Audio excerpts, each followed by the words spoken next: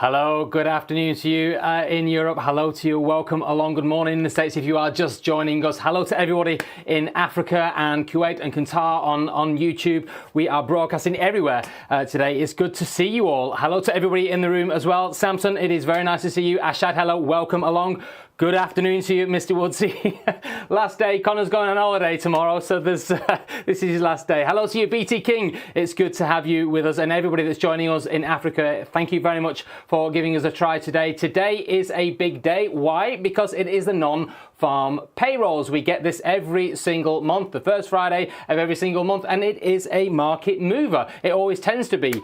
We have quite a lot going on. We always get several bits of data at once. You can see it here in front of you. We have the non-farm payroll numbers there. We also have the unemployment rate as well, and we also have the average hourly earnings. Those are the key metrics that we get printed on the first Friday of every single month. All the focus is on the US, of course, and it usually is a market mover. So before we get into all that, I think what I want to do first of all is we've only got sort of like 9 minutes to go, so we've got quite a lot to pack in to 9 minutes. But what I'd like to do is just quickly run over the current themes for everybody, so that everybody's like in the loop with what's going on.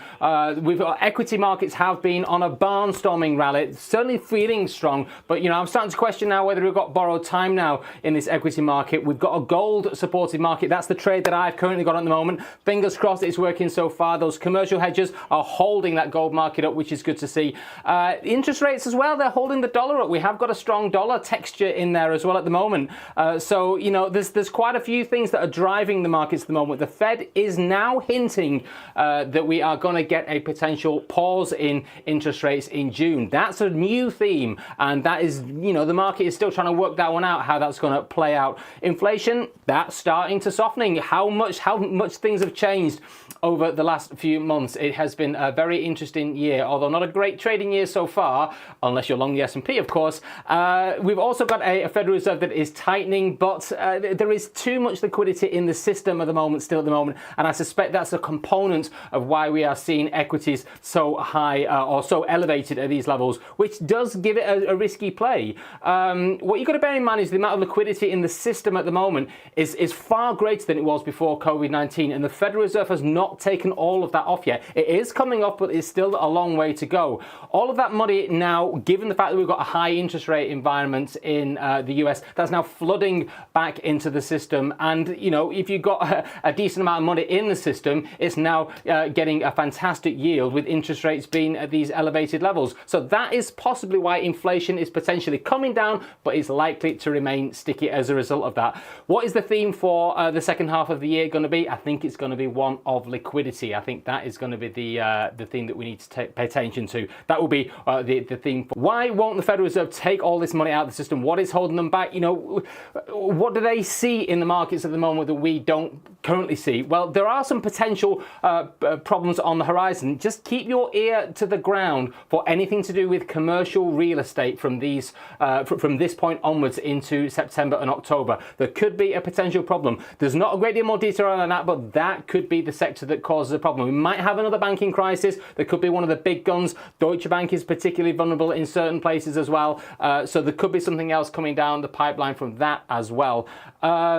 If so, the stock market is on borrowed time. Now, we're going to have a look at that in a second, but what I want to do quickly is I just want to run through the non-farm payrolls that we're going to have today, because it is, if you've never done it before, it's a volatile session. There's a lot going on as well, and it takes a little while to get used to this non-farm. What on earth is that? Well, it's the biggest measure of employment changes in the US that gets posted every single month. It's a government statistic. It comes from the US Bureau of Labor Statistics, and they release a whole boatload of data. We get the unemployment rate as well as average hourly earnings, and it's released at 8:30 Eastern Standard Time, and that is here 1:30 in the UK. So in just 6 minutes times. It always sends shockwaves through the financial world. So if you drop your charts down to a fast time frame, you will see the volatility that non-farm potentially creates as the spreads widen and everything sort of like pings backwards and forwards. What have we got on the cards for today? Well, we were looking for a dovish print across the board. The market is looking for some dovishness. I am in line with that, and I think that is going to be the way it's going to go. You never quite know, but you've got to sort of gauge all of the data that we've had over the course of the last few weeks now. We've obviously got the debt ceiling, that's all been passed. Everything's good in that direction. ADP was strong, although it was less than previous. JOLTS was strong and too, which is a good sign. But a lot of that is sort of like that holiday sort of hospitality sector, quite seasonal work that was propping those numbers up. So I'm putting a little question mark over that. I think that initial jobless claims has been my proxy for seeing how things are going. And that has been ticking up over the last few weeks. So I suspect that this market is looking for a dovish reaction. We are finally looking for the interest rates that we've had to have a meaningful impact on the jobs market. Still not seen it. Is it going to be this month? I hope so. I think it potentially might be, given the way that the markets are currently priced. So we're expecting 190,000 today on non-farm payrolls. That's down from the previous 253,000. Unemployment, we're expecting a slight uptick in that, 3.5%. That can be a big driver of volatility across this session if non-farm payroll becomes a sandwich number, as Shane is always fond of saying. Average hourly earnings as well, that can be in focus, but we are not expecting a change in that direction. How do you play it? Well, we're playing a dovish reaction today, potentially. So that is a stocks up, dollar down type scenario if we're following our traditional way of looking at it. If the number comes in the middle on that non-farm payroll, then what we do, the market cannot interpret that, and we don't get any decent direction based off that number, then what we do is the emphasis shifts to that unemployment number. And then from there, it shifts from unemployment into the average hourly earnings as well. So that is the way that we want to play it. What is it going to be? I don't know. We'll find out in 3 minutes' time. So there is a lot riding on today's number, given the fact that the Federal Reserve has said that they are looking to maybe pause their interest rate hiking cycle in June. So let's have a drop over to the charts, because that is going to be where everything is all, everything's at. I'm focusing on the S&P 500 today. I'm also focusing on euro dollar very quickly with 3 minutes to go. Let me quickly show you. This broadening top has been beautiful. We are hanging on to that by a thread now. I'm just focusing now on, if I bring up my trading view charts, you can see there. I'm just focusing now on the S&P 500. This area here, this blue box, this is a daily time frame. We are just a whisker under to a 42.53 all the way up to 42.92. That is the area I want to focus on. So we just dropped that down to a 50-minute chart. We're at the top of this broadening formation at the moment, so that could be a bit of volatility up there if we get a dovish print, and then I'm looking for a rotation down. I'm not quite sure we're going to get that, but that is the way that I'm looking at playing it. And then for euro dollar, let me bring up my chart for euro dollar if I can find it. There it is there. For euro dollar, I am expecting drop that out to a daily time frame. You'll see what I mean. This is the area I want to focus on. So you just always, in these things, always have a game plan in front of you. A dovish print would be dollar weakness from here. That would be euro dollar rallying from here. And then obviously a hawkish number or a high jobs number could potentially equal dollar strength. That would be pushing down. This is the area I want to focus on. 106. 106 is the area I want to focus on. I'm still long. I've still got a long view on euro dollar with inflation coming down in the eurozone, and also the fact that euro dollar is acting as a very good global risk sentiment proxy at the moment. So I'm focusing on that 106. I think that's a very good deal around that support structure here from December last year if we get volatility down here over the next couple of days. So just a minute to go now. Let's just drop this down to, I want to watch it on the S&P 500. We have the squawk on, so I will shout the number out as soon as we get it. Good luck to everybody. Maurice, no, I don't think it would affect the Australian dollar and the New Zealand dollar. Not at the moment, not for me anyway. Good luck to everybody.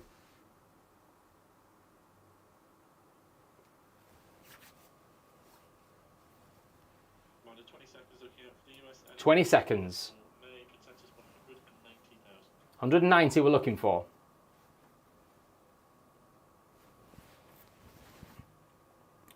James going for 200.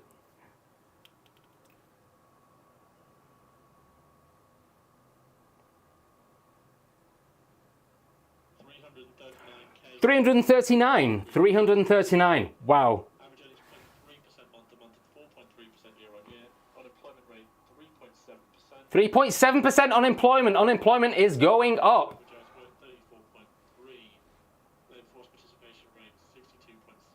Gosh, unemployment is ticking higher. There's room in that for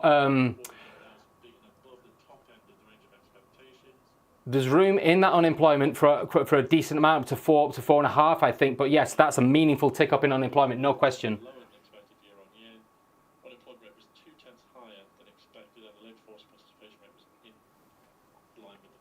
Wow, amazing.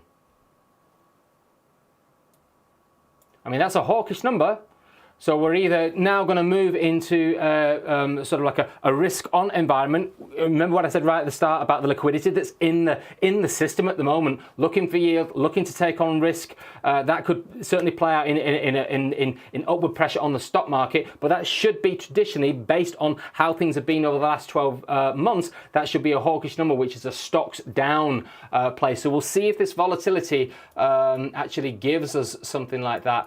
I'm a fan of the patterns. You know, if you are new to the website, if you're new to trading, then head over to our website and check out our new academy, because there's a whole section in there on classic chart patterns and harmonic chart patterns, and some of the guys in the room now are really getting a lot of traction out of that. And you'll see here on this S&P 500, this broadening formation, really we are hanging on to the top of that. I mean, you know, it's still valid at the moment. You know, it is still a valid structure, and you can see the way that is now expanding out to the right hand side. And I've got my eye on this, and we'll see how we push into the US session as well. 42.53, that is the start of my resistance area. I'm going to be looking to tag before then moving to the downside. If it does, it puts a lot of emphasis, it puts a lot of downside potential into this S&P 500. Let's have a quick check on euro dollar as well. You see that? Gosh, yeah, decent spike lower there in the dollar.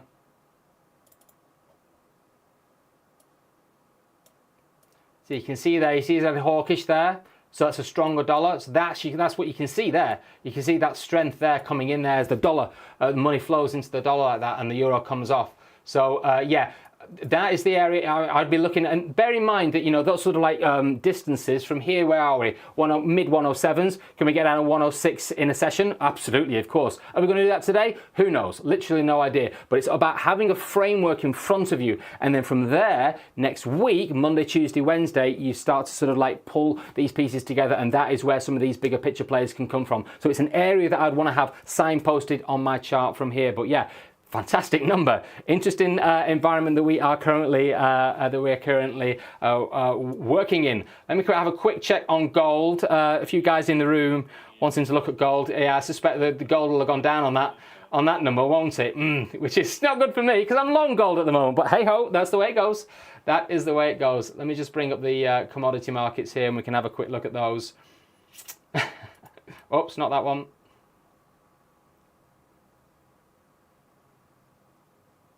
That's the one there. Ah, yeah. Well,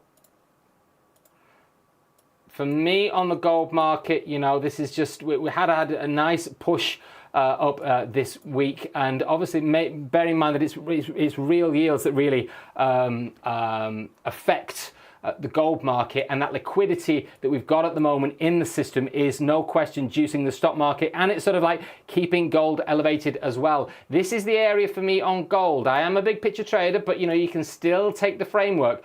Just this is the harmonic that I'm working with on gold. This is where the area that I'm focusing on, big picture 2189, which will be a new all-time high on gold. This is the area here, this swing up here. This is a huge amount of commercial money coming in to push gold higher in this move here, all the way up here on this daily time frame. So I'm looking for all these areas to basically hold weights. The area that I've written my line in the sand for gold at the moment, and I'm gonna maintain a long position on it, is this where this doji is here from the 15th of March. Keep an eye on that area there. That could be any lower than that, and I'm going to sort of reevaluate the overall potential of the gold sort of pushing up to all-time highs, and then pushing beyond that in this current phase of the market, maybe into the next quarter. But yeah, I'm going to hold a long position on gold until further notice, until we get, and that comes in at 1918, something like that. So yeah, very interesting session indeed. Yeah, so big uptick on unemployment there, no question. Really big tick up.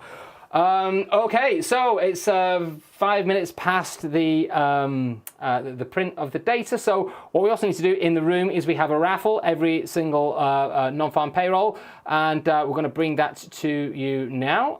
Let me just check that I've got all my ducks in a row with technologically wise. You can see here we have the raffle, so I'm going to expand that down, and it's a £3,000 giveaway this month, so we will do the prize draw for the lucky winners. So I click good luck to everybody, just click this button here and then we should get the winners, and I will try and read them out, but usernames tend to be a little bit strange sometimes, so wish me luck. Good luck to everybody that entered the raffle as well. Here we go. So the first prize goes to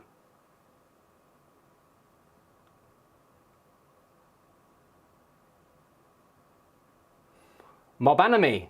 Congratulations to you. Well done. Money coming your way. That's a great way to go into the weekend, isn't it? And I hope you've had a good trading week as well. Corny as well is the second one. Congratulations to you too. That's fantastic. And the third one, Conic, congratulations to you as well. So three winners there. That's fantastic. Yeah, the customer service people, the customer support people, they saw all the prizes out and they will send that over to you. So well done to all of you. And not a bad way to enter the weekend with a cool grand in your pocket. So yeah, so well done. So yeah, interesting non-farm payroll. Obviously, bear in mind that we have a lot of spillover of this in the rest of the session. We've still got the open of the US session to go as well, and then obviously that will then as we end the trading day today, people then take the data away, scrutinize it over the weekend, and then a game plan is then built for the next coming week. And to be honest with you, that's usually the most valuable bit of the data for me. I tend to like looking at the data over the weekend, figuring out what it means, look at the market reaction, and then build that into my game plan for the next couple of weeks of trading. But yeah, very interesting prints in non-farm payrolls from there. So thank you very much for joining us today. We've got lots coming up in the room. Connor is going to be jumping all over the reaction to non-farm payroll in a few minutes time in the room. So if you're watching us on YouTube and you fancy having a look at what we can offer here at How to Trade, please head on over to howtotrade.com, have a look at the various different packages that we've got on offer. You can sign up for a free trial and have a look around, get involved in some of the workshops, get involved in some of the streams. We've got a fantastic new academy as well, which is really helping some guys out in the room. They're really excelling with it, so it's worth checking out if you're looking to develop your trading skills. But that is everything that I've got for this afternoon. Fantastic non-farm payroll. It's always exciting. It's always good when we get a decent number and a decent market reaction. Thanks very much for joining us. Enjoy your weekend, and we'll catch you all next week.